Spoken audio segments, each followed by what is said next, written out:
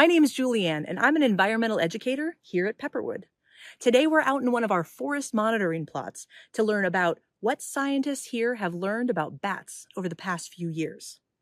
Pepperwood's plants and animals have been carefully studied and documented for over 20 years, but we're still implementing new ways to keep track of who calls our 3,200-acre nature reserve home. Sometimes, new methods lead to big discoveries. I'm going to let my colleague Stephen introduce the project. My name is Stephen Hamrick. I'm the Wildlife Research Coordinator here at Pepperwood.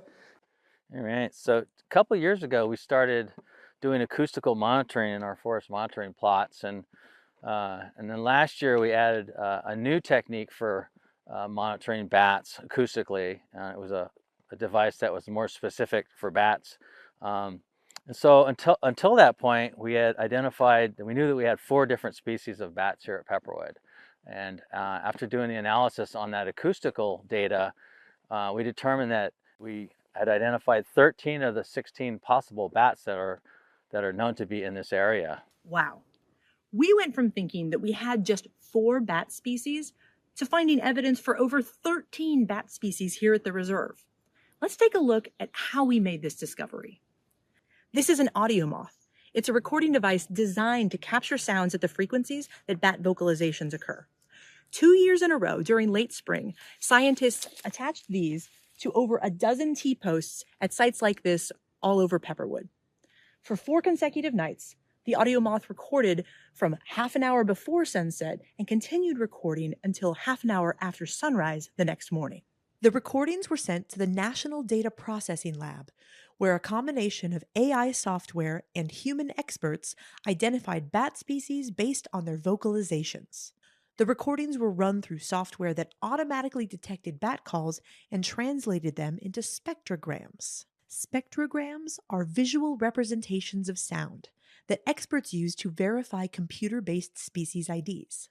Visual tools like spectrograms are especially important for identifying bat species from their calls, because bats can make sounds at frequencies beyond what human ears can perceive. Can you see the difference in the pattern of these 2 spectrograms? To trained experts, the patterns are characteristic of certain species, like the western small-footed myotis on top and the little brown myotis on the bottom. We confirmed that our 4 previously identified bats were still active at Pepperwood.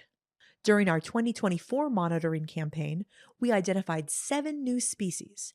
And during our 2025 monitoring campaign, we identified another 2 species.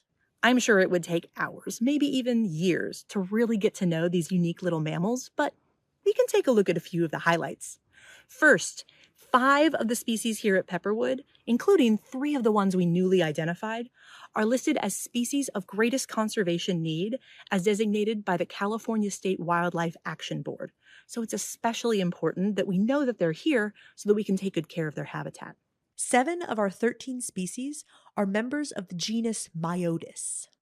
The different species within this group are notoriously similar looking and difficult to tell apart, but they sometimes have standout characteristics, like the long-eared Myotis, who really do have wonderfully long ears, and the fringed Myotis, that have a furry fringe along the edge of the membrane that connects their hind limbs. The pallid bat, with its lovely golden fur, became the California state bat in October of 2023.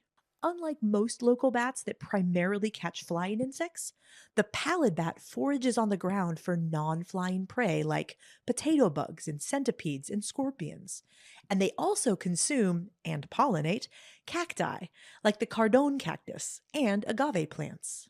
Pepperwood is home to one member of the free-tailed bat family called the Brazilian or Mexican free-tailed bat. They're called free-tailed because their long tail extends beyond the membrane that connects their hind limbs. These bats can roost in colonies of thousands or even millions, and they are very fast flyers. They can reach average speeds of over 60 miles per hour. The Bat Acoustical Monitoring Project is part of Pepperwood's work as a sentinel site for nature. Thanks for watching, and until next time, don't forget to keep your eyes and ears tuned into nature.